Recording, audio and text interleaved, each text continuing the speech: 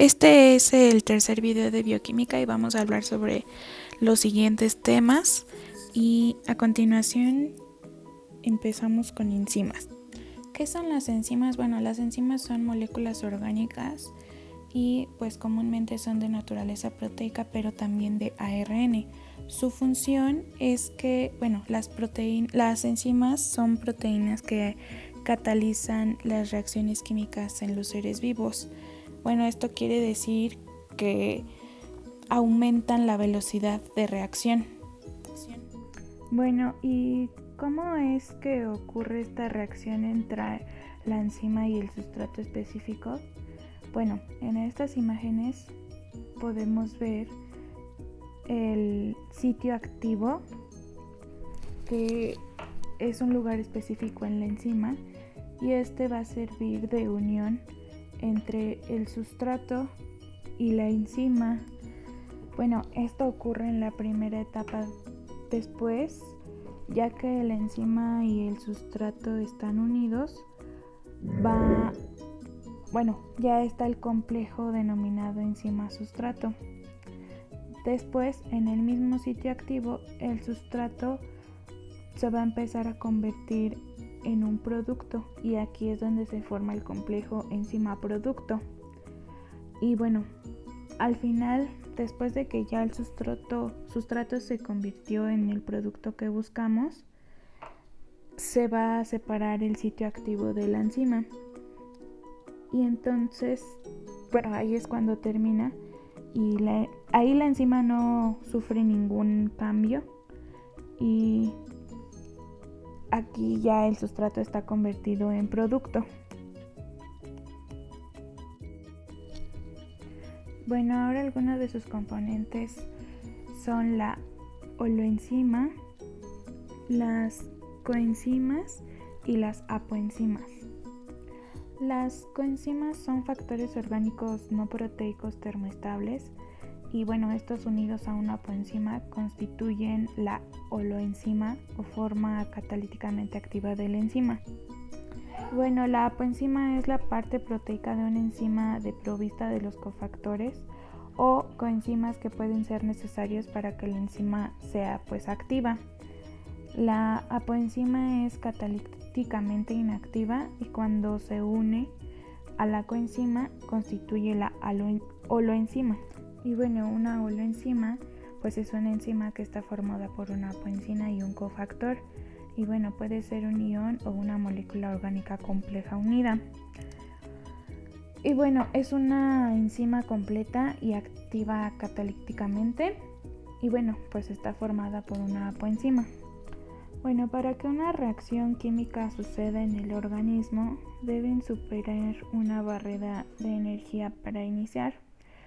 Esta barrera se denomina energía de activación, y esta es la energía mínima que se debe requerir para que produzca la reacción química. La acción catalizadora de las enzimas va a ocurrir porque estas disminuyen la energía de activación. La cinética enzimática estudia la velocidad de las reacciones catalizadas por enzimas.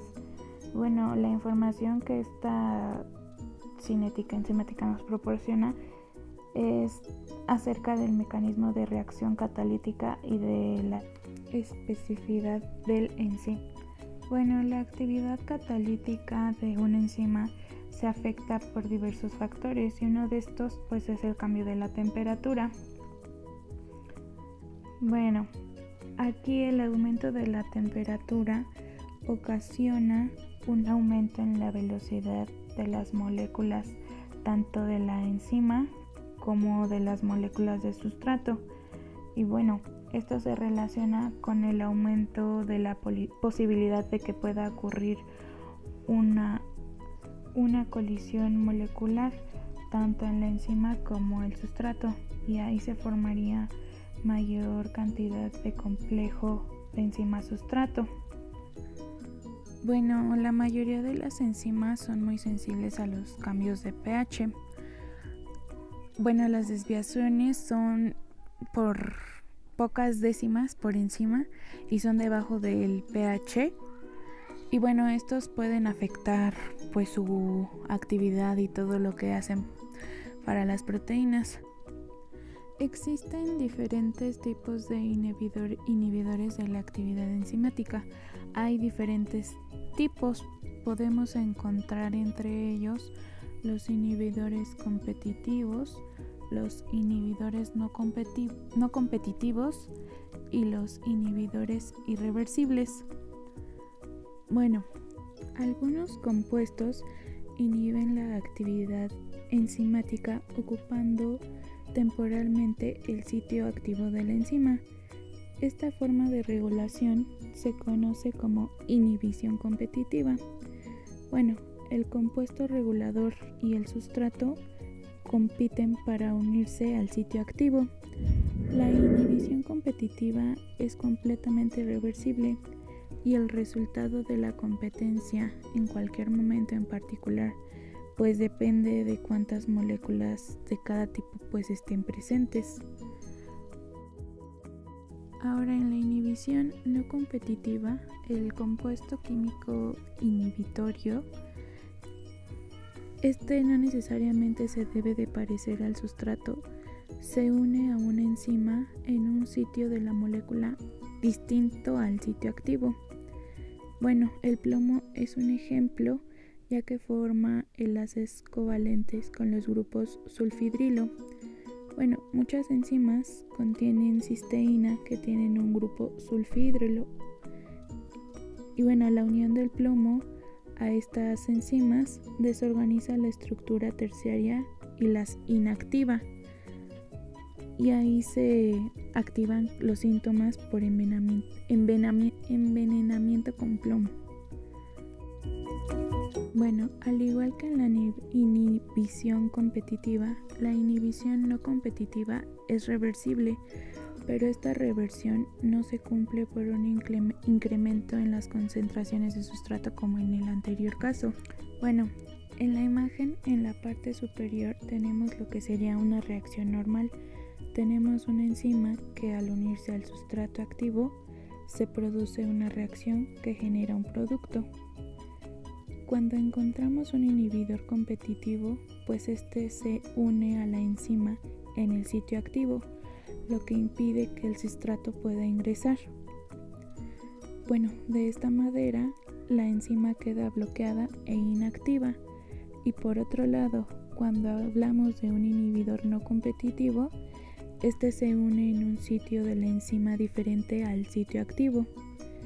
Y el sustrato se puede unir, pero la reacción está bloqueada porque este inhibidor lo que hace es generar un cambio en la formación de la enzima y pues no permite la acción.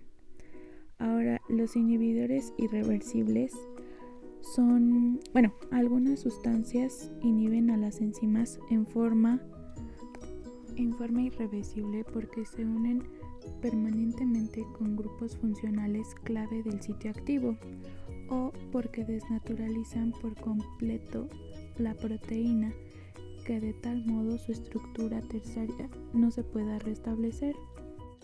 Ahora, las enzimas alostéricas. Estas también se pueden llamar reguladores y son un tipo de enzimas con la capacidad de cambiar la conformación al unirse un vector o modulador alostérico, y muchas veces corresponde el producto final de una vía metabólica en la enzima que está implicada. Ahora, con las vitaminas. Pues las vitaminas son sustancias que están presentes en nuestros alimentos. Pueden estar en pequeñas cantidades o en un poquito más. Estas son indispensables para nuestro correcto funcionamiento de nuestro organismo, y actúan como catalizadores en las reacciones químicas que se producen en el cuerpo humano, provocando una liberación de energía. Existen varios tipos de vitaminas. Estas son unas de las 4 más importantes. La vitamina A es una vitamina liposoluble que se encuentra en nuestros alimentos y es importante para la visión normal, el sistema inmunitario y la reproducción. Además, también ayuda al buen funcionamiento del corazón, los riñones, los pulmones y algunos otros órganos. También tenemos a la vitamina D. Bueno, el cuerpo produce la vitamina D cuando la piel se expone directamente al sol. Y algunos de los alimentos ricos en vitamina D son los aceites de pescado y algunos pescados como el salmón, la sardina, el atún. Y además es muy buena para fortalecer los huesos. Ahora, la vitamina E es un nutriente liposoluble presente en muchos alimentos. En el cuerpo actúa como un antioxidante. Y bueno, este ayuda a proteger a las células contra los daños causados por las radicales libres. Bueno, estos son los compuestos que se forman cuando el cuerpo convierte los alimentos que consumimos en energía y son buenos para la salud del corazón y el colesterol. Después tenemos la vitamina K. Bueno, la vitamina K es un nutriente del cuerpo, es un nutriente que el cuerpo necesita para estar sano y es importante para la coagulación de la sangre y la salud de los huesos y algunas otras funciones. Después tenemos, hay muchos tipos de vitaminas y yo aquí puse algunos ejemplos como la vitamina A que está en carnes rojas, blancas, vegetales verdes, rojos y naranjas. La vitamina B2 que está en leches, huevos, salmón, ternera, espinacas, espárragos y brócoli. La vitamina B5 que está presente casi en todos los alimentos. La vitamina B7 y 8 que está en la yema del huevo, las nueces, los frijoles, las vísceras, el cerdo, lácteos, etc. La vitamina B12 que está en el hígado vacuno, almejas, pescados, carnes rojas, etc. La vitamina E que está en las nueces, en los aceites vegetales, en la yema del huevo, las semillas de girasol, espinacas, brócoli. Y la vitamina K que está en las verduras de hojas verdes. La vitamina B1 que está en los cereales integrales, las legumbres, los frutos secos, la carne de cerdo y la levadura de cerveza. La vitamina B3 que está en las carnes rojas, el atún, el salmón, en cereales, legumbres y semillas. La vitamina B6 que está en la carne de vacuno, hígado, cerdo, cordero, mariscos, etc. La vitamina B9 que está en las verduras de hojas verdes, legumbres, frutas cítricas, hígado, leche, huevos. Vitamina C que está en la fruta, en las naranjas, en el kiwi y en algunas verduras. Y la vitamina D, que está pues en los rayos UV, en el sol obviamente, en los pescados, en la yema de huevo y algunos otros, etc. Bueno, ahora les hablaré un poquito del plato del buen comer. El plato del buen comer es una guía de alimentación que forma parte de la norma oficial mexicana para la promoción y educación de la salud en materia alimentaria, la cual establece criterios para la orientación nutritiva en México. Algunas de las características del plato del buen comer es que es completa y esto se refiere a que incluyas por lo menos un alimento de cada grupo en desayuno, comida y cena. Es equilibrada porque los nutrimentos deben ser en proporciones y también es suficiente, variada, higiénica y adecuada. El plato del buen comer se divide en verduras y frutas, cereales y leguminosas o alimentos de origen animal. Y se debe de comer verduras y frutas pues bastantes, cereales suficientes, leguminosas pues debe ser variado y alimentos de origen animal pocos. El IMC es el índice de marca corporal y esta se utiliza para clasificar el estado ponderal de la persona y la fórmula se calcula a partir de la fórmula que es peso entre talla. El metabolismo es el conjunto de reacciones químicas que tienen lugar en las células de nuestro cuerpo y para convertir los alimentos en energía. Nuestro cuerpo necesita esta energía para absolutamente todo lo que hacemos, desde pensar, movernos, hablar, para todo. Y pues se divide en dos, que es el catabolismo, que es la degradación de sustancias complejas a sustancias simples o sencillas, y el anabolismo, que es la formación de sustancias complejas a partir de sustancias simples o sencillas. Después vamos a hablar sobre el FADNAD. Bueno, la función bioquímica general del FAD es oxidar los alcanos a alquenos, mientras que el NAD oxida los alcoholes con aldehídos o acetonas. Y el NAD deposita los electrones en el complejo y se transforma en NAD, a la vez que libera un protón en la matriz, y el FAD también en la matriz deposita electrones en el complejo. Ahora, la coenzima A. Esta es una coenzima notable por su papel en la biosíntesis y en la oxidación de ácidos grasos, como en la descarboxilación oxidativa del ácido pirúvico, que es un paso previo al ciclo de Krebs. Su molécula consta de ácido pantónico, adenosindifosfato y cisteamina. Bueno, cumple su función como un cofactor en una multitud de reacciones enzimáticas, entre ellas la oxidación de ácidos grasos, carbohidratos y aminoácidos y muchas otras reacciones de la biosíntesis. Ahora la regulación de la glucemia. Bueno, el control homeostático de la glucosa involucra una serie de glándulas y hormonas. La glándula del sistema endocrino responsable del control homeostático de la glucosa es el páncreas, ya que éste interactúa junto con la hipófisis y el hígado para regular la cantidad de glucosa en la sangre. Bueno, los niveles de insulina se calibran cuidadosamente para mantener la glucosa en sangre justo a nivel que necesita, o sea, el correcto. La insulina es el principal regulador del azúcar en la corriente sanguínea. Esta hormona es fabricada por las células beta y liberada continuamente hacia la corriente sanguínea. Bueno, ¿qué es la glucólisis? Esta es un proceso en el cual las células, en las reacciones enzimáticas que no necesitan oxígeno, descomponen parcialmente la glucosa, o sea, el azúcar. La glucólisis es uno de los métodos que usan las células para producir energía. Bueno, ahora las fases de la glucólisis son dos. La primera, que es la fase de gasto energético, y aquí la voy a desglosar un poquito. Primer paso es la fosforilación de la glucosa mediante la exoquinasa. Bueno, en este paso se produce la fosforilización de la glucosa mediante la enzima exoquinasa, que transfiere un grupo fosfato de una molécula de ATP a la molécula de glucosa y convirtiendo la glucosa en glucosa 6-fosfato G6P. Después, el segundo paso es la isomerización de la glucosa mediante la glucosa 6-fosfato isomerasa. Bueno, en esta etapa la molécula G6P se isomeriza en una molécula de fructuosa 6-fosfato mediante la enzima glucosa 6-fosfato isomerasa.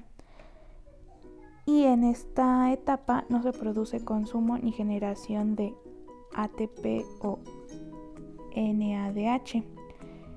Después, en el paso 3 es la fosforilización de fructosa 6-fosfato mediante fosfofructoquinasa 1. Bueno, en esta etapa se vuelve a consumir una molécula de ATP, ya que la fructosa 6-fosfato recibe un fosfato en su carbono 1 a través de la enzima fosfofructoquinasa, convirtiéndose en fructosa 1,6 bifosfato. Y bueno, este paso es fundamental e irreversible y es el punto de control de la glucólisis. Luego el paso 4 es la producción de dihidroxiacetona fosfato y gliceraldehído 3-fosfato mediante aldolasa. En esta fase la molécula de fructosa 1,6 bifosfato se parte en dos moléculas de 3 carbonos cada una, dihidroxiacetona fosfato y gliceraldehído 3-fosfato mediante la enzima adolasa. Igual esta es una reacción reversible que depende de la concentración de sustratos en el interior de la célula. Después viene el último paso de esta primera fase, que es la isomerización de la dihidroxiacetona fosfato en G3P mediante triosa fosfato isomerasa. Bueno, aquí la hidroxiacetona fosfato no puede seguir la ruta que lleva la glucólisis, por lo tanto se necesita que se isomerice otra molécula de gliceraldehído 3-fosfato a través de la triosa fosfato isomerasa. Luego, la fase 2 es fase de beneficio energético de la glucólisis. Aquí el primer paso es la oxidación del G3P mediante gliceraldehído 3-fosfato deshidrogenasa.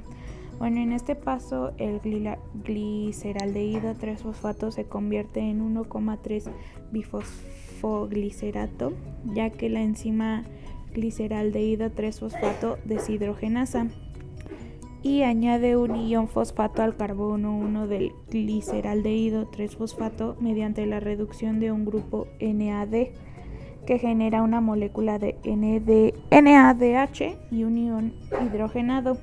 Este paso aumenta la energía del G3P. Después, el siguiente paso es la obtención de 3-fosfoglicerato y ATP mediante fosfoglicerato quinasa. En este punto es donde se genera la primera molécula de ATP, que en el balance total de la glucólisis son 2, porque estas reacciones se producen en cada una de las moléculas generadas al final de un paso anterior de la primera fase. La enzima del fosfoglicerato quinasa transforma una molécula de ADP en una de ATP, pasando el grupo fosfato del primer carbono del 1,3 bifosfoglicerato y transformándolo en 3-fosfoglicerato. Después viene el paso de la isomerización de 3-fosfoglicerato a 2-fosfoglicerato mediante fosfoglicerato mutasa. En este paso solo se produce una isomerización donde el fosfato del carbono 3 pasa al carbono 2, dando lugar a 2-fosfoglicerato a través de enzima fosfoglicerato mutasa. Después, la obtención de fosfonolpiruvato mediante enolasa. Aquí ya casi va a terminar la glucólisis, ya que en este paso se forma un doble enlace en el carbono 2, donde se encuentra el grupo fosfato y se elimina una molécula de agua por el hidrógeno del carbono 2. Y en el siguiente paso es la desfosforilación de piruvato y ATP mediante piruvato quinasa. El último paso de la glucólisis es que consiste en la desfosforilación de fosfonolpiruvato en piruvato utilizando una molécula de ATP y generando otra de ATP mediante la enzima de piruvato quinasa. En este último paso es la reducción del piruvato a lactato mediante lactato deshidrogenasa. Y aquí lo que pasa es que se produce la reducción del piruvato a lactato que oxida el NAD producido en el paso de oxidación del gliceraldehído 3-fosfato mediante la lactato deshidrogenasa. De este modo se obtiene NAD, que es necesario para las primeras etapas de la glucólisis, y el lactato es expulsado fuera de la célula y ya no participa en ninguna ruta metabólica posterior para la obtención de energía. Alguna de las funciones de la glucólisis es la generación de moléculas de alta energía, ATP y NADH, como ya le explicamos, como fuente de energía celular en procesos de respiración aeróbica y fermentación. También la generación de piruvato, que pasará al ciclo de Krebs como parte de la respiración aeróbica, y la producción de intermediarios de 6 a 3 carbonos que pueden ser utilizados en otros procesos celulares. ¿Dónde se realiza la glucólisis? La glucólisis tiene lugar en el citoplasma celular y consiste en una serie de 10 reacciones, cada una catalizada por una enzima determinada que permite transformar una molécula de glucosa en 2 moléculas de un compuesto de 3 carbonos, que es el ácido pirúvico. La gluconeogénesis es la formación de nueva glucosa. Es una ruta anabólica que permite la síntesis de glucosa a partir de precursores no glúcidos. Existen 3 sustratos principales a partir de los cuales se puede obtener glucosa. Son aminoácidos glucogénicos, y ahí principalmente es la alanina, el lactato y el glicerol. El lactato y la alanina se van a convertir en piruvato de una manera directa. Bueno, el lactato se convierte en piruvato gracias a una enzima que se llama lactato deshidrogenasa, que usa como coenzima NAD y se convierte a NADH. La alanina se va a convertir en piruvato gracias a la presencia de cetoglutarato, que se convertirá en glutamato. Después, para convertir piruvato en glucosa se requiere de 2 moléculas de piruvato. Bueno, en conclusión, la gluconeogénesis es una ruta metabólica anabólica que permite la biosíntesis de glucosa a partir de precursores no glucídicos. Y bueno, un resumen del video del cerebro es que el cerebro guarda automáticamente todo lo que comes. Bueno, eso fue lo que yo entendí. Guarda lo que comes, y a lo que me refiero es que, por ejemplo, si tú estás acostumbrado a comer mucho azúcar, entonces tu cerebro se va a acostumbrar y te lo va a pedir automáticamente. O sea, aunque tú no quieras comer, pues vas a tener la necesidad de hacerlo. Eso, según yo, es como la primera, bueno, como la idea central de el cerebro es lo que comemos. Y yo creo que igual pues puedes ir como acostumbrar tu cerebro de nuevo a comer cosas saludables, porque al final pues no es que sea una dieta o algo así, sino debe ser un estilo de vida. Y yo creo que es importante mejorar nuestra alimentación, porque así como nuestro cerebro necesita pues bueno, mantenimiento, por decirlo, al igual todo nuestro cuerpo. Además de que necesitamos un cerebro y una mente saludable para que pues el cerebro pueda cumplir sus funciones como debe. Eso es todo. Muchas gracias por su atención.